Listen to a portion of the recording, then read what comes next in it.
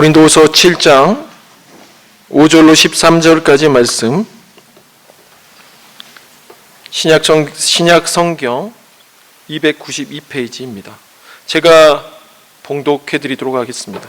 우리가 마게도냐에 이르렀을 때에도 우리 육체가 편하지 못하였고 사방으로 환난을 당하여 밖으로는 다툼이요 안으로는 두려움이었노라. 그러나 낙심한 자들을 위로하시는 하나님이 디도가 오므로 우리를 위로하셨으니 그가 온 것뿐 아니요 오직 그가 너희에게서 받은 그 위로로 위로하고 너희의 사모함과 애통함과 나를 위하여 열심 있는 것을 우리에게 보고함으로 나를 더욱 기쁘게 하였느니라. 그러므로 내가 편지로 너희를 근심하게 한 것을 후회하였으나 지금은 후회하지 아니함은 그 편지가 너희로 잠시만 근심하게 한 줄을 알미라. 내가 지금 기뻐함은 너희로 근심하게 한 까닭이 아니요 도리어 너희가 근심함으로 회개함에 이른 까닭이라. 너희가 하나님의 뜻대로 근심하게 된 것은 우리에게서 아무 해도 받지 않게 하려 함이라. 하나님의 뜻대로 하는 근심은 후회할 것이 없는 구원에 이르게 하는 회개를 이루는 것이요 세상 근심은 사망을 이루는 것이니라. 보라, 하나님의 뜻대로 하게 된 이 근심이 너희로 얼마나 간절하게 하며 얼마나 변증하게 하며 얼마나 분하게 하며 얼마나 두렵게 하며 얼마나 사모하게 하며 얼마나 열심히 있게 하며 얼마나 벌하게 하였는가. 너희가 그 일에 대하여 일체 너희 자신의 깨끗함을 나타내었느니라. 그런즉 내가 너희에게 쓴 것은 그 불의를 행한 자를 위한 것도 아니요 그 불의를 당한 자를 위한 것도 아니요 오직 우리를 위한 너희의 간절함이 하나님 앞에서 너희에게 나타나게 하려 함이로라. 이로 말미암아 우리가 위로를 받았고 우리가 받은 위로 위에 디도의 기쁨으로 우리가 더욱 많이 기뻐함은 그의 마음이 너희 무리로 말미암아 안심함을 얻었음이라. 아멘. 할렐루야. 반갑습니다.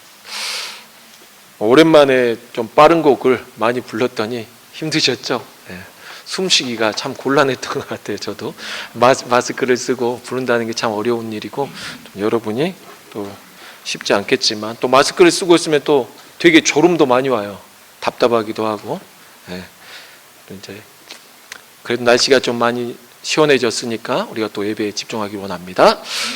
오늘 함께 보신 말씀의 제목은 건강한 리베로 교회입니다. 여러분, 그 배구에서 리베로라는 역할이 있습니다. 우리가 원래 리베로라는 단어 자체가 이탈리아에서 온 거죠. 자유로운, 자유 이런 뜻이고 또 다른 의미로서는 구속에서 풀린 이런 뜻도 있습니다.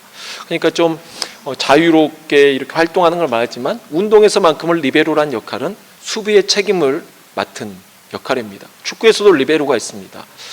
한국에서 리베로를 맡을 만한 그런 사람들이 수비에서 많지는 않지만 그래도 그 리베로라 하면은 축구에서는 공격도 하고 축구도 하지만 어쨌든 그 경기의 중심에서 모든 것을 좀 조율하는 사람입니다. 그런데 배구에서만큼은 좀 리베로는 그렇게 키가 크지는 않아요. 그러나 뒤에서 공격을 스파이크를 치면 그걸 다 받아내는데 정말 신기할 정도로 저건 못 받겠지 했지만 손바닥을 이렇게 슬라이딩을 통해서 이렇게 대면서 이 공이 여기에 딱 맞게끔 해서 받아낸다라는 거죠. 그래서 오늘 우리가 건강한 리베로 교회라고 하면 그 무슨 말이냐면 우리가 건강하다라는 것, 바로 받아내는 것이다.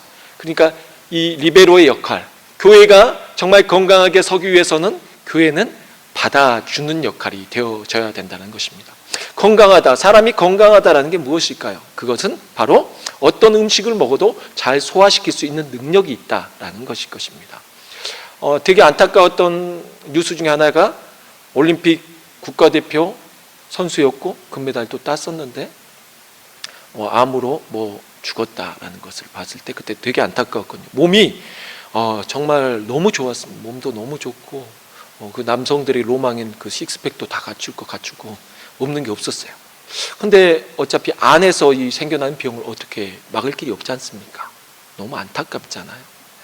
이번 주 중에도 제 친구 중에서 제일 친한 친구가 한 명이 고등학교 친구인데 말을 잘 못해요.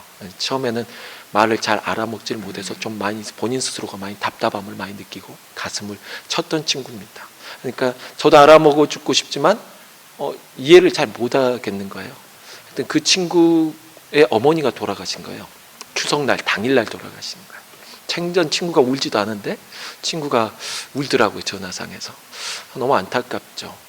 이렇게 또 저희 형의 어머님도 또 아프시다는, 또 암 수술하신 이후에 또 아프시다는 어떤 그런 말 들었을 때 참 건강해야 되는데 안타깝습니다. 그런 걸 봤을 때 오늘날의 현대의학이 발전됐음에도 불구하고 여전히 암이라는 것과 여러 질병이 우리의 생명을 위협하는 건 사실입니다. 그러니까 어찌됐든 안타깝죠. 참 건강했으면 좋겠다. 예전에는 뭐 건강하세요, 안녕하세요 이런 말이 와닿지 않았지만 점점 세월이 흐를수록 더 와닿는 것 같습니다. 건강하세요. 이 말이 얼마나 중요한 말인지 새삼 느끼게 됩니다. 여러분 건강하시기 바랍니다. 그래서 우리가 건강하다라고 말했을 때 우리가 모든 것을 우리 내장 안에서 받아줄 수가 있어야 된다는 겁니다.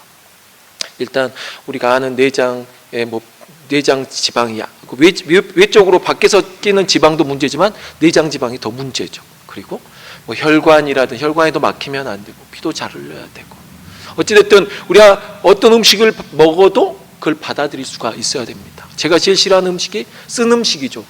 여러분도 싫어하실 거라고 생각을 해요. 정말 그 옛날에 보면 인진쑥이라고 했는데 어머님이 그걸 꼭 끓이셔가지고 한 잔씩 마시라 그러면 정말 대접에다 따라주시면 이거 사약을 받는 느낌이에요. 정말 너무 써요.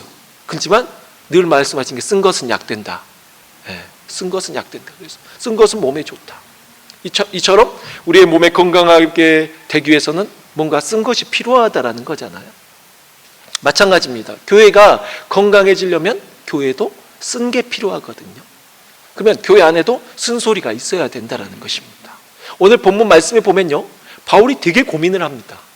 왜냐하면 바울이 편지를 썼는데도 불구하고 고린도 교회가 나아질 기미를 보이지 않았기 때문이고 교회 상황이 심각해지니까 세 번째, 우리 기록엔 남아있지 않지만 바울이 눈물의 편지를 쓰게 됩니다.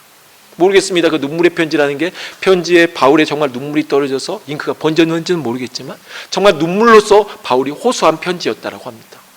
그래서 바울이 편지를 보내면서 바울은 오늘 본문 말씀 보시면 여러분 7장 7절에 보면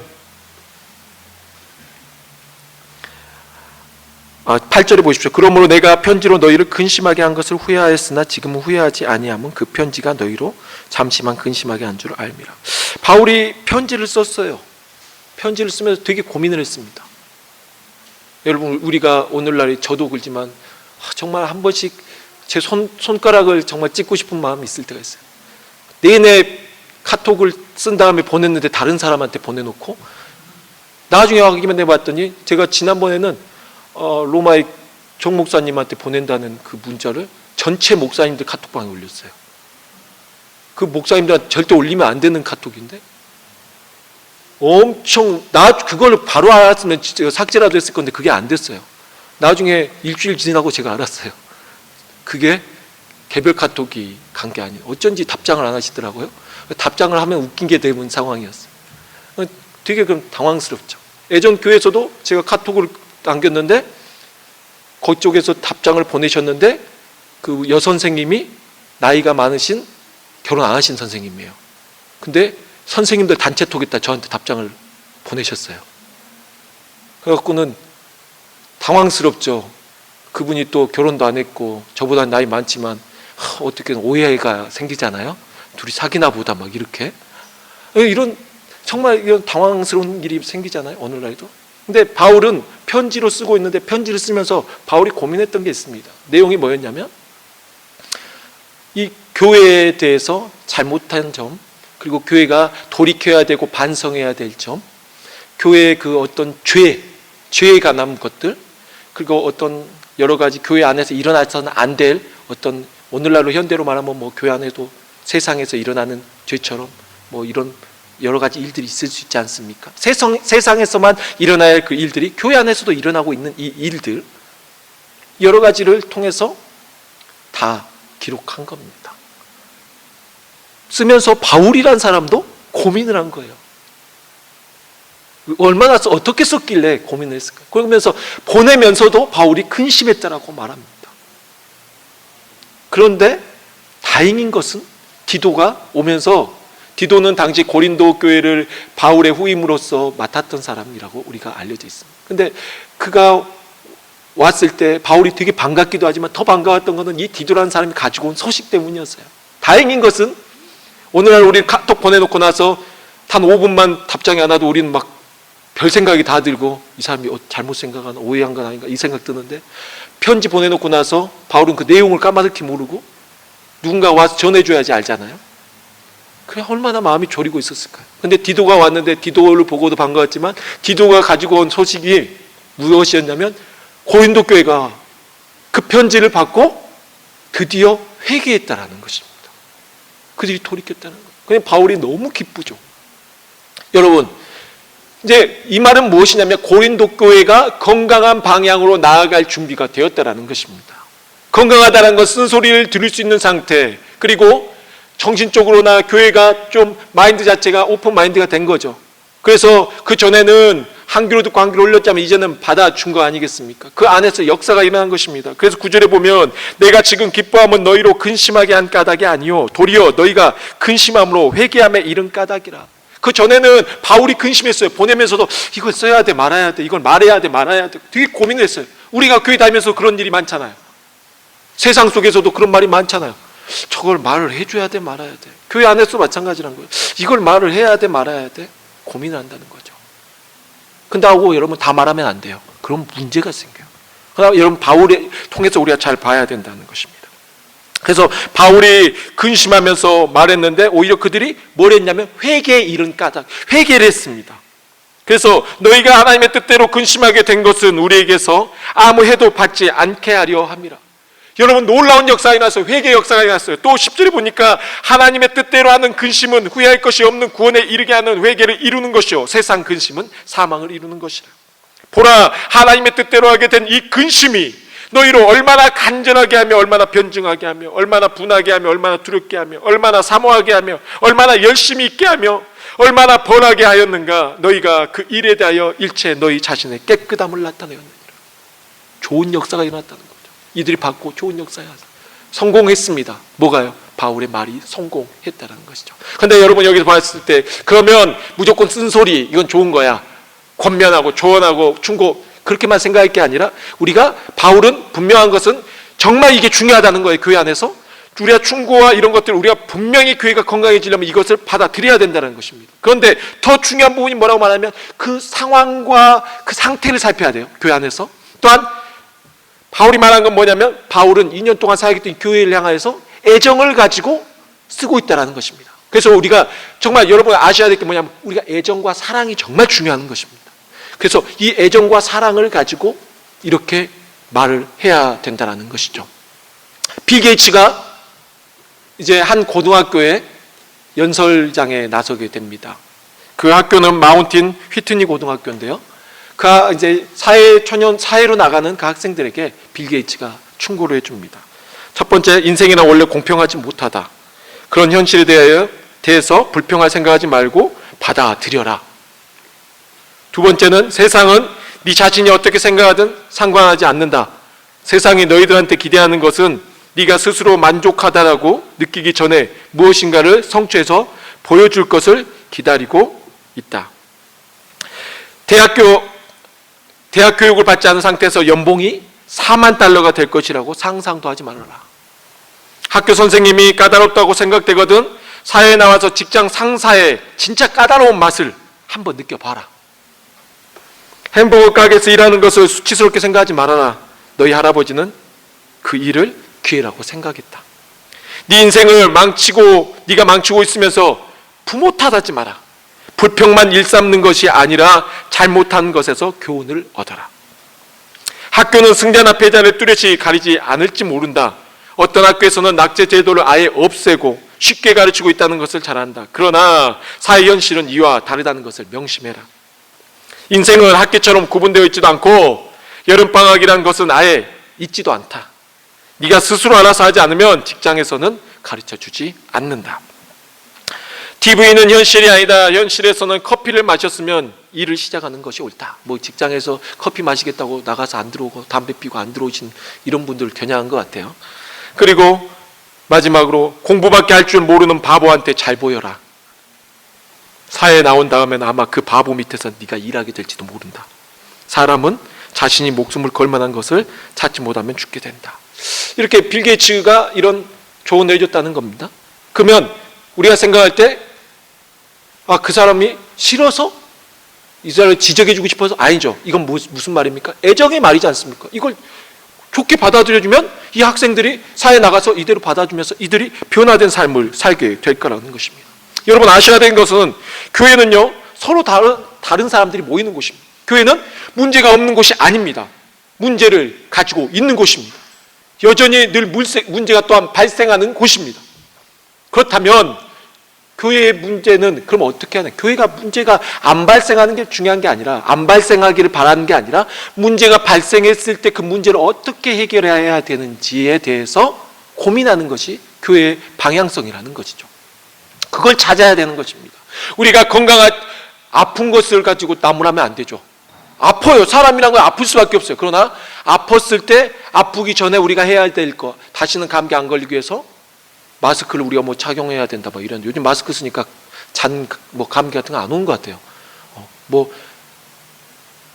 이렇게 환절기 때는 옷을 좀 두껍게 입어라 뭐 여러 말이 있을 거 아닙니까? 이런 주의사항들 우리가 좀 받아들이고, 또한 나중에 걸린 다음에 어떻게 해야 될지에 대해서 받아들여야 되는 것처럼 교회도 마찬가지인 거죠. 그래서 교회가 이런 상황이 문제가 없기를 바라는 게 아니라, 문제가 생겼을 때 어떻게 교회는 다시 건강함을 회복할 것인가, 그 방안이 있어야 된다는 것입니다. 교회는, 한국교회가 요즘 와서 쓴소리를 많이 듣습니다. 아멘 할렐루야 감사합니다요. 왜냐? 그동안 우리 한국교회는 쓴소리를 많이 듣지 못했습니다. 왜냐? 우리는 쓴소리를 좋아하지 않았습니다. 쓴소리를 원치 않았어요. 우리가 원했던 설교는 좋은 말, 축복, 형통 이런 것만 원했습니다. 그런데 한국교회가 쓴소리를 듣지 못했죠. 쓴소리가 필요했던 것입니다. 우리는 이런 조언을 들으면서 우리는 성장해 가는 것입니다. 한국교회가 이번 계기를 통해서 분명히 성장할 것이라고 믿습니다. 오히려 이 기회를 통해서 앞으로 한국교회는 더 어려움 속에 빠질 수 있는 것을 피해갈 수 있었고, 이 계기를 통해서 오히려 한국에 희망이 생긴 거라고 생각합니다. 감사해야 된다는 거죠. 오늘 본문 말씀에서는 이러한 문제를 해결하기 위한 고민을 바울은 뭐라고 말하냐면 하나님의 뜻대로 하게 된 근심이라고 말합니다. 하나님의 뜻대로 하는 근심은 후회할 것이 없는 구원에 이르게 하는 회개를 이루어주는 근심이라고 바울은 가르쳐 줍니다. 이러한 근심의 결과에 우리는 주목해 볼 필요가 있다는 거죠. 우리가 주로 하는 근심은 우리의 생각을 자꾸 부정적인 결론에 도달하도록 한다는 것입니다. 그런데 바울은 무엇이라고 말하냐면, 내가 이 말을 할까 말까 너희들 때문에 근심했어. 지적하는 거 너희들이 회개해야 되는데 말할까 말까 했어. 근데 말했더니 너희들이 오히려 회개의 역사가 일어났어. 참 잘했다고 본다. 이런 부분이죠. 그러면서 하나님의 뜻대로 하는 이 근심, 이 근심은 되게 좋은 근심이라고 말합니다. 그러나 세상 근심은 죽이는 것이다 라고 말하면서, 세상 근심은 하지 말아야 되지만 이러한 근심을 해야 되는데, 이 근심은 무엇이냐면 하나님의 말씀을 듣고 우리에게 찔림이 있습니다. 찔렸어요. 그때 우리가 그 찔림을 가지고 가인같이 반응할 수 있어요. 내가 동생을 지키는 자입니까? 하면 분노할 수도 있고, 찔림이 있을 때 막 이렇게 화를 내고 누구한테 해를 끼칠 수도 있습니다. 그러나 반대로 찔림이 있을 때 오히려 그걸 받아들이고 그것에 대해서 회개할 수도 있다는 것이죠. 근데 지금 오늘 고린도 교회가 그렇게 했다는 것입니다. 그러면서 바울이 말하는 건, 이 근심이 얼마나 유익한 근심이냐. 무슨 근심입니까? 나에게 문제가 생겼습니다. 그 문제에 대해서 누군가 지적했으면은 우리는 마음이 엄청 상합니다. 그리고 그 지적당한 것 때문에 막 오만 생각이 다 들 거예요. 그죠? 그런데 그게 너무 감사하다는 것을 우리는 알아야 된다라고 바울이 말해준다는 것입니다. 그 근심은 정말 유익한 근심이다. 그걸 통해서 우리가 성장하기 때문인데, 오늘 바울이 말하는 건 뭐냐면, 얼마나, 첫 번째, 얼마나 우리를 간절하게 하며 그 근심, 하나님의 뜻대로 하는 이 근심, 우리 안에 우리의 찔림, 이걸 통해서 어떻게 보면 징계나 이 훈계나 이런 권면이 얼마나 우리를 간절하게 하며 우리를 간절한 신앙을 갖게 해준다는 거예요. 우리가 막 다시 간절했으면 좋겠다, 막 뜨거웠으면 좋겠다 이런 마음 갖는데 이걸 해준다는 것입니다. 무엇이요? 이 하나님의 뜻대로 하는 그 근심, 찔림이. 두 번째는 변증하게 하며, 교회에서 변증이 정말 중요합니다. 변증을 해야 돼요. 신학교, 우리 기독교가 변증이 언제 시작되었냐면 이단들이 막 속출하면서 이단들이 막 쓸데없는 잘못된 교리들 설파하기 시작하고 그들이 글을 써서 올리니까 오히려 오늘날에 정말 이건 틀린 겁니다. 틀린 정보입니다. 그래서 바른 정보에 대해서 다시 사도들이 글을 썼고 이게 성경을 정교화된 거죠. 그러니까 이 변증이 정말 중요해요. 그런데 변증이 생겨나기 전에 항상 문제가 발생했고 그 문제에 대해서 오히려 고민하고 근심하면서 나온 결과물이라는 거예요. 그러니까 여러분 오히려 이 문제가 생긴 게 나쁜 게 아니라 그 문제를 통해서 좋은 방향성을 우리가 찾는 해결책을 실마리를 찾아가는 거니까 오히려 좋은 거잖아요. 감사해야 될 일인 거죠. 또한 얼마나 분하게 하며 분하게 왜 화가 내? 아니에요. 거룩한 분노를 말합니다. 여러분 하나님의 뜻대로 하는 이 근심, 내가 회개하고 하나님 앞에 회복되어지면요 뭐가 생기냐면 거룩한 분노가 생겨요. 이전에는 내가 죄와 타협하면서 살았어요. 죄가 죄인 것도 알지 못하고 그냥 그대로 살았어요. 그러나 내가 정말 하나님의 말씀을 듣고 변화되고 뉘우치고 나니까 이제는 그러한 그 전에 이런 죄악들을 보면은 뭐가 생겨요? 분노가 생겨요. 막 화가 아니에요. 이 거룩한 분노. 이렇게 살면 안 돼. 내가 하나님 앞에 회복해야 돼. 정말 이 죄에 대해서 분한 거. 내가 죄에 당하면 안 돼. 오늘도 또 죄한테 또 졌네. 이런 거룩한 분노가 생겨서 내가 내일은 정말 승리해야지. 이걸 이겨내야지. 이런 마음이 생기게 된다는 것입니다. 네 번째는 두렵게 하며. 두렵고 막 떨리면 막 이렇게 하나님을 두려워하는 게 아니라요. 경외하는 마음. 정말 여러분 하나님을 통한 이 근심, 이런 회개의 역사는 뭘 하게 하냐면 우리를 통하여서 하나님 앞에 경외하는 신앙을 갖게 하는 겁니다. 오늘날에 우리가 안타까운 부분은 우리가 예수님 믿으면 구원받는다고 말하니까 너무 쉽게 구원받았다고 생각하고 신앙생활도 우리 마음대로 하는 경우가 많습니다. 그러나 바울은 분명히 말합니다. 구원받았다면 정말 우리가 하나님을 경외함으로, 이 경외한다는 편에는 두렵고 우리가 정말 떨리는 마음으로 하나님 앞에 최소는 우리가 정말 머리를 조아리다, 낮추다라는 게 다 포함되어 있습니다. 그냥 이런 마음을 갖게 해준다는 거 얼마나 중요합니까? 뭐가요? 하나님의 뜻대로 하는 이 근심. 뭐가요? 이 조언, 권면, 훈계 이런 게 말입니다. 다섯 번째는 사모하게 하며, 얼마나 사모하게 하며, 사모한 마음이 생겨요. 하나님, 우린 기도하며 첫사랑을 회복하게 해주세요. 내가 다시 첫사랑을 회복하고 싶습니다. 말은 그렇게 하면서도 우리가 받아들이지 않으면 우리에게 첫사랑 회복되지 않는다는 거죠. 그러나 우리가 다시 사모하는 마음, 하나님을 다시 막 사모하고 사랑하는 마음이 막 생겨나는 건 언제요? 우리가 하나님의 말씀을 찔림으로 받아들일 때, 이 말씀을 받아들일 때에 역사가 일어난다는 것입니다. 얼마나 디도가 기뻤을까요? 그 전에 편지가 오면 각 사람에게 이렇게 카톡으로 가는 게 아니라 그 당시에는 그 바울의 편지를 낭독해 줬을 거 아닙니까? 목회자가, 당시 고린도 교회 목회자가. 근데 그들이 들었을 때 막 회개 역사가 일어나고 변화된 거예요. 얼마나 기뻤을까요? 그 안에서 그들이 하나님을 사모하는 마음이 생겼습니다. 여섯 번째는 그들에게 열심히 있게 한다는 거예요. 다시 하나님 안에서, 주 안에서, 교회 안에서 내가 식어버린 열정을 다시 되찾고 교회 안에서 봉사도 기쁘고 헌신도 기쁘고 모든 게 막 열심히 생긴다라는 것입니다. 그리고 마지막 일곱 번째, 벌하게 하며. 얼마나 벌하게 하며. 이해가 안 되시죠? 근데 교회 안에서 치리의 중요성을 느끼는 것입니다. 교회가 건강하려면요, 치리가 분명히 있어야 됩니다. 정말 저희 장로교회에서는 치리를 되게 중요시 여깁니다. 전에 교회에서 장로님께서 선거 전에 카톡을 이제 본인이 지지하는 사람이 있었을 거 아닙니까? 여러분 조합장 뽑는 게 엄청 중요합니다. 조합장 시골에서는 조합장 뭐 이런 거 뽑히면 거의 어마어마한 거예요. 조합장 전에 하여튼 글을 이쪽 내가 지지하는 사람 반대편에 있는 사람을 그 사람의 전혀 근거 없는 것을 갖다가 올렸어요. 장로님이 그래서 그게 문제가 생겼습니다. 문제가 됐어요. 그걸로 경찰 수사받게 됐고 그걸로 뭐 이제 그렇게 됐죠. 교회가 어떻게 해야 될까요? 교회가 어떻게 해야 될까요?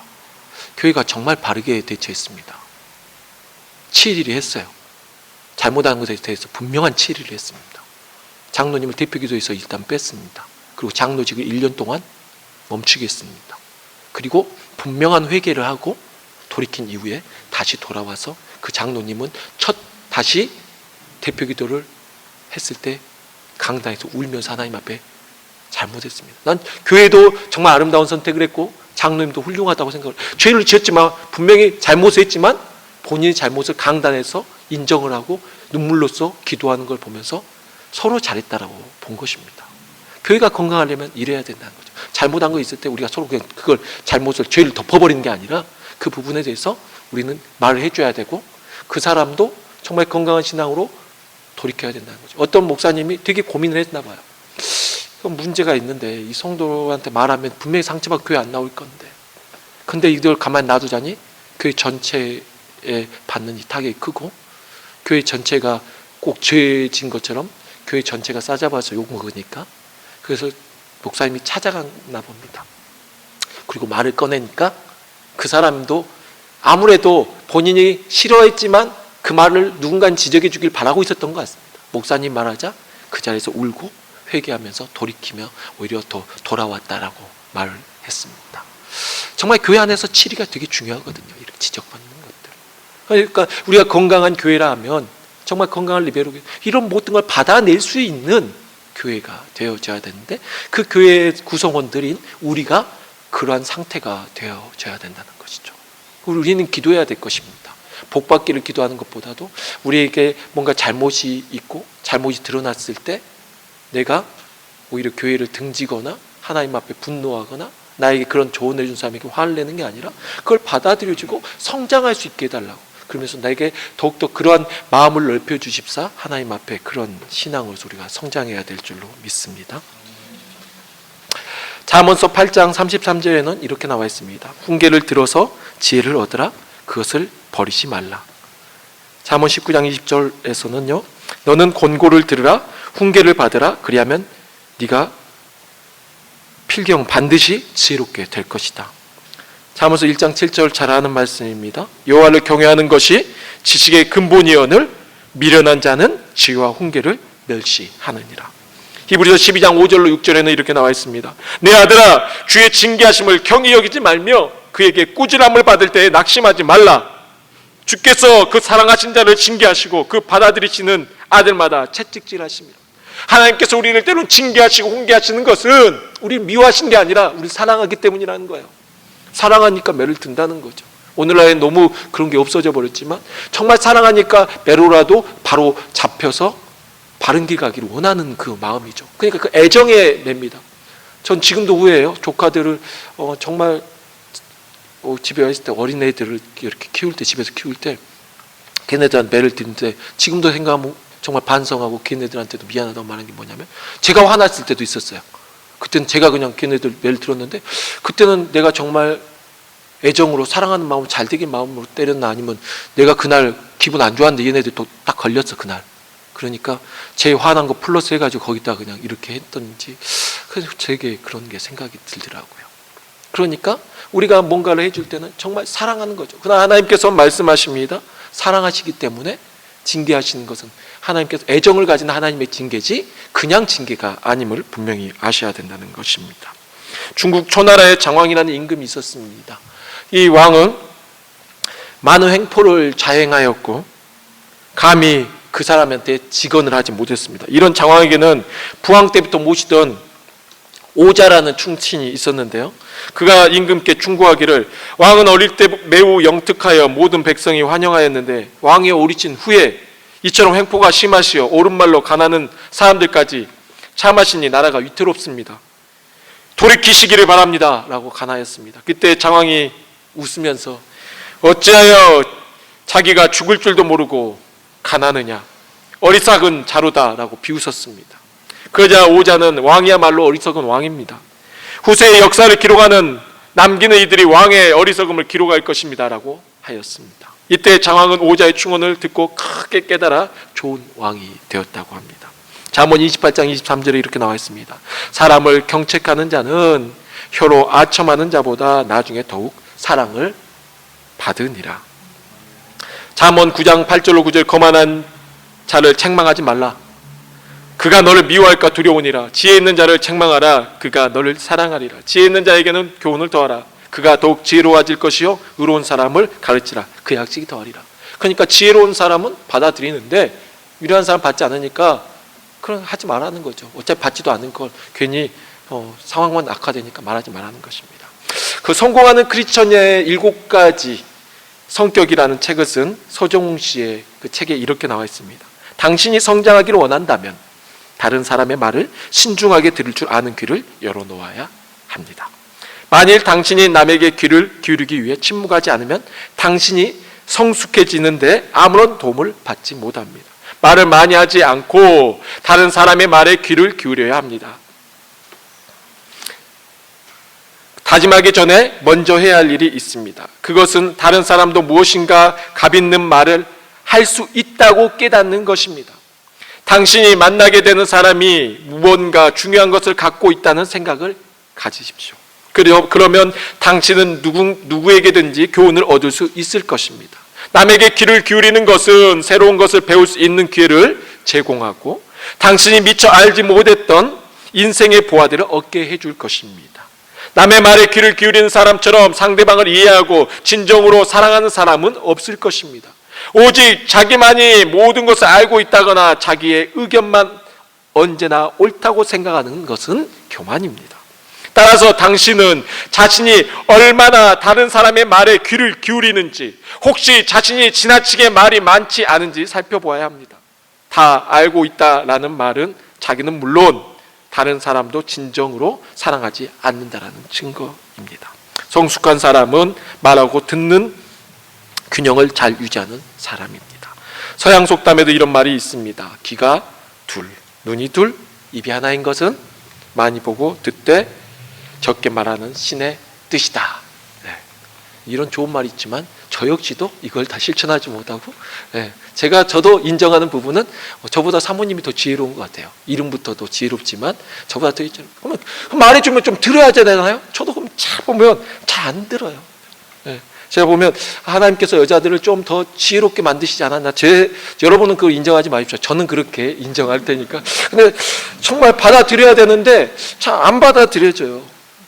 받아야 됩니다. 그래야 성장이 있습니다. 아멘.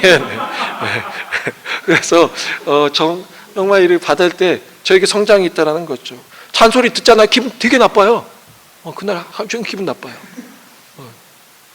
그러면은 진짜 실족해요. 막 진짜 지금 그런 잔소리, 저도 잔소리 그만 들었으면 좋겠는데, 그래서 요즘에 결혼하고 나서 좀 느끼는 바가 내가 이렇게 지저분한 사람이었나 이렇게 느끼고 있습니다. 하나부터 열까지 이렇게 이런 것들 지적당하면 하죠. 그러나 사모님하고 살면서 저에게서부터 많은 변화가 생기는 게 뭐냐면 제게 아무래도 깨끗해짐으로 인하여서 제 감기도 덜 오고, 아무래도 취약하게 살았던 것 같아요. 지저분하게. 그래서 입는 옷과 잠잘 때 입는 옷도 분명하게 하고 잘 씻고, 혼자 살았을 때 이렇게 자주 씻었나 싶습니다. 정말 매일처럼 정말 깨끗하고, 저 목욕탕도 자주 안 갔는데 집에서도 이렇게 때타올을 가지고 이렇게 하고, 정말 감사할 일이에요. 어떻게 보면. 근데도 이렇게 잘 안 받아들인다는 거죠. 그날 자주 받다 보니까 또 적응이 되고 성장하게 되더라는 것입니다. 결론입니다. 오늘 본문에서 바울은 고린도 교회 성도들에게 회개하길 바라고 있는 내용입니다. 고린도 교회는 바울의 세 번째 눈물의 편지를 받아들였고 회개하였습니다. 7절에서 디도는 이러한 사실을 바울에게 알려주었다고 제가 말씀드렸죠. 디도는 그들이 사모함과 애통함과 바울의 사역을 돕기 위하여 열심을 내고 있다는 사실을 전해 주었습니다. 정말 디도 같은 사람이 있었으면 좋겠어요. 바울이 얼마나 좋아하는지 만나기만 해도 너무 좋았던 것 같습니다. 아무래도 디도는 잘 받아들였던 사람 같습니다. 바울의 그 이후의 사역을 잘 이어갔던 사람이고 유순한 사람이었던 것 같습니다. 분명 그들은 바울의 눈물의 편지를 통해 회개하며 기도하였고 그들이 돌이켰다라는 것입니다. 오래전 미국에서 자신이 다니던 직장에서 갑자기 해고당한 사람이 있었는데요.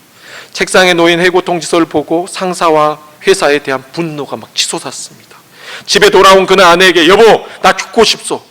모든 노력을 다했지만 되는 일이 하나도 없소라고 말했습니다. 그러자 아내가 이렇게 답했습니다. 여보 당신은 한 가지 시도는 해보지 않았어요. 이 상황에 대해 진지하게 기도해 보신 적이 없잖아요. 얼마나 지혜롭습니까? 이런 말. 그는 아내의 말에 크게 감동받고 함께 기도를 시작했습니다. 직장과 상사에 대한 분노는 사라졌습니다. 그리고 새로운 아이디어들이 떠오르기 시작했습니다. 그는 자기 집을 담보로 대출을 받아 건축업을 시작했고 사업은 잘 됐고 5년 만에 작은 기업 하나를 일궜습니다. 또한 어느 날 그는 이렇게 기도했습니다. 하나님 제가 건축업을 하면서 여기저기 다녀보니 좋은 호텔이 하나 생겼으면 좋겠네요. 깨끗하고 좀 싸고 분위기 좋은 이런 호텔을 제가 시작할 수 있도록 해달라고 기도했습니다. 그의 간절한 기도와 소망은 홀리데이 호텔로 현실화되었습니다. 이 사람이 캐몬스 윌슨입니다. 인생의 위기는 누구에게나 찾아옵니다. 그때 옆에서 사람을 살리는 조언을 하고 하나님을 만나게 해준 사람이 필요합니다. 특히 기도로서 조언하는 게 더 중요하겠죠. 지금 이 아내가 남편에게 기도할 것을 조언하는 것처럼 신앙의 조언이 정말 중요합니다. 그러니 여러분이 그냥 조언한 게 아니라 바울은요 울면서 편지 쓰기 전에 수없이 기도했고 고민하고 그러면서 애정을 가지고 말했다는 거죠. 그러니까 여러분의 모든 말이 그 사람이 다 받아주기를 바라서는 안 돼요. 가정 안에서도 마찬가지입니다. 아내들이 남편들도 마찬가지입니다. 여러분이 그 말을 하기 전에 더욱더 고민하고 기도하며 그 사람이 간절히 정말 심사숙고하고 애정을 가지고 막 사랑이 불타올 때 그때 말하라고 알려줍니다. 제가 한 말이 아닙니다. 그래서 정말 우리 안에 사랑이 정말 차오를 때 말해야지 분노가 차올 때 그때 말하면 여러분 그날 싸우고 그날은 그래서 여러분이 잘 생각해야 된다는 것이죠. 우리가 다시 한번 오늘 말씀을 정리할 때 건강한 교회는 받아주는 리베로 교회가 되어져야 된다는 것입니다. 그런데 분명히 말한 것은 여러분 그렇다고 다시 한번 바울이 어떠한 태도를 취하고 있는지 바울이 더 주의했고 더 조심했고 더 애정을 가졌고 그러한 마음으로 해줬고 또한 교회는 그것을 진심으로 받아주었고 그랬을 때 성장했다라는 것입니다. 앞으로 우리 베니스 교회가 걸어가야 할 모델입니다. 우리 교회가 좋은 말만 듣기를 바라고 행복하기만 막 이런 것만 추구하는 교회가 아니라 교회 안에서 문제가 생겨도 그 문제를 우리가 지혜롭게 잘 헤쳐나가고 그 문제를 어떻게 해결할 것인지 기도로서 또한 우리가 이런 것들을 잘 훈계하며 또 우리 안에서 서로 권면하면서 또 용기도 북돋아주고 이렇게 나아가는 정말 건강한 교회로서 성장하게 되어지기를 주 예수 그리스도의 이름으로 축원합니다.